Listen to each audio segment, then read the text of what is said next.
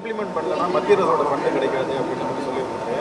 அதை எதிர்த்து நம்ம வந்து ஃபண்டு கிடைக்காத சுப்ரீம் கோர்ட்டுக்கு நம்ம போயிருந்தோம். அதோடைய ஃபாலோ பண்ணி மாண்புமை பொருந்திய உச்ச நீதிமன்றத்தில் இன்னும் அது இருக்கின்றது. நீங்கள் இப்போ என்இபி சார்ந்திருக்கின்ற நமக்கு வர வேண்டிய பணமாக இருந்தாலும் ஆர்டிஐயில் 25% சார்ந்திருக்கின்ற அந்த பணமாக இருந்தாலும், ஏன்னா ஆர்டிஐயில் வந்து நம்ம வெறும்னா 25% பணத்தை பற்றி மட்டுமே பேசுகிறோம்.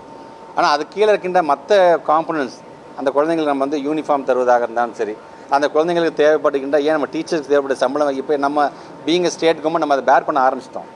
ஆனால் ஆர்டிக்கு நமக்கு வர வேண்டிய பணம் ஏறத்தில் 557 கோடி ரூபாய் மிச்சம் இருக்குது. ஏன்னா ப்ரீவியஸ்லாம் பார்த்தீங்கன்னா நாம தான் முன்பணமாக கொடுத்துருவோம். ஒன்றிய அரசோட பணத்தை நம்ம சேர்த்து கொடுத்து நம்ம கிளைம் பண்ணிட்டு இருந்தோம்.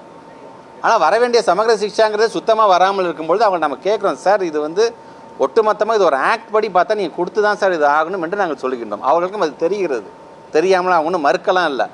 ஆனாலும் தருவதில் வந்து காலதாமதப்படுத்தி கொண்டே இருக்கிறார்கள். அதனால தான் இப்போ மாண்புமிகு பொருந்திய நீதிமன்றத்தில் நாங்கள் வந்து வழக்கு தொடர்ந்திருக்கின்றோம். கண்டிப்பாக ஒரு நல்ல தீர்ப்பு நீதிமன்றம் வழங்கும் என்கின்ற அந்த நம்பிக்கை எங்களுக்கு இருக்கிறது.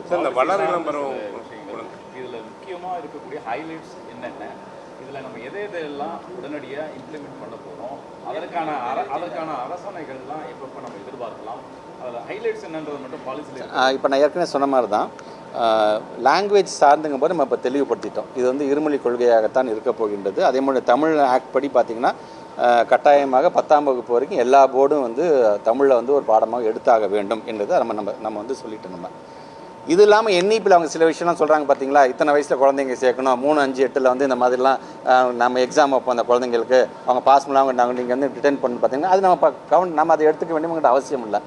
நம்முடைய மாநிலத்தில் தொடர்ந்து எது நடைமுறையில் இருக்கின்றதோ அதை பற்றி மட்டும்தான் நம்ம ஃபாலோ பண்ண போகிறோம். தவிர அவங்க சொல்ல போகிறத நம்ம அதை கேட்க போகிறதில்ல. ஸோ நம்மளை பொறுத்த வரைக்கும் நம்ம வந்து இப்போ லாங்குவேஜ் சைடு வரும்போது இன்றைக்கி 2 லாங்குவேஜ் பாலிசியில் தமிழ் இங்கிலீஷை பற்றி நம்ம கொண்டு வந்துட்டோம் கட்டாயப்படும். ஸோ நமக்கு என்ன தேவைங்கிறத நம்ம இப்போ என்ன செஞ்சிட்ருக்கிறோமோ இப்போ வரும்பொழுது இப்போ நம்ம ஏற்கனவே கலை திருவிழா மூலமாக நம்ம என்ன செஞ்சிட்ருக்கோமோ அதை நம்ம அடுத்த கட்டமாக நம்ம தொடர்ந்து நம்ம செய்வதாக இருந்தாலும் டெக்னாலஜி வைஸ் இன்றைக்கி வந்து ஒரு இம்ப்ரூவ்மெண்ட் தேவைப்படுது. டெக்னாலஜி வைஸ் நான் வந்து எங்களுடைய இன்ஃப்ராஸ்ட்ரக்சர் நாங்கள் வந்து அதிகப்படுத்த போகிறோம். நம்ம என்ன ஏற்கனவே ஜியோ போட்டு அதுக்காக என்ன நடந்துட்டு இருக்கிறதோ அதை தொடர்ந்து நம்ம வந்து செய்து கொண்டு தான் இருக்க போகிறோம். ஸோ இந்த எஸ்சிபி அப்படிங்கிறது நான் இப்போதைக்கு நடைமுறையில் இருக்கக்கூடியதை எந்த டிஸ்டர்பன்ஸும் இல்லாமல் யாருடைய வலியுறுத்தலும் அதில் உள்ளே புகுந்து இதெல்லாம் மாற்றினாதான் நான் அப்படின்னு சொல்கிறாங்க பார்த்தீங்களா, அதுக்கு எதுவும் வழி கொடுக்காமல் இதுதான் எங்களுடைய எஸ்சிபி, இதை தான் நாங்கள் ஃபாலோ பண்ணுறோம். அதனுடைய டிரெவிடியன் மாடல் மட்டும் நாங்கள் சொல்கிறோம். பார்த்தீங்கன்னா சீட்டில் உட்காந்துருக்க ஒவ்வொரு குழந்தையும் பார்த்தீங்கன்னா it's a proven data, it's a data driven மாடலாக கூட நீங்கள் பார்க்கலாம் இந்த அரங்கத்தில் நீங்கள் உட்காந்துருக்க இந்த குழந்தைங்களாம். ஸோ இதுக்கு எது காரணமாக இருந்து இத்தனை குழந்தைங்க போகிறாங்களே இதுக்கு எது காரணமாக இருந்திருக்கு, என்ன சிஸ்டம் இப்போ நம்ம ஃபாலோ பண்ணிட்டு இருக்கோமோ அதான காரணமாக இருந்திருக்குது. அந்த சிஸ்டத்தில் எந்த ஒரு மாற்றமும் இல்லாமல் அதை நம்ம கொண்டு போக போகிறோம்.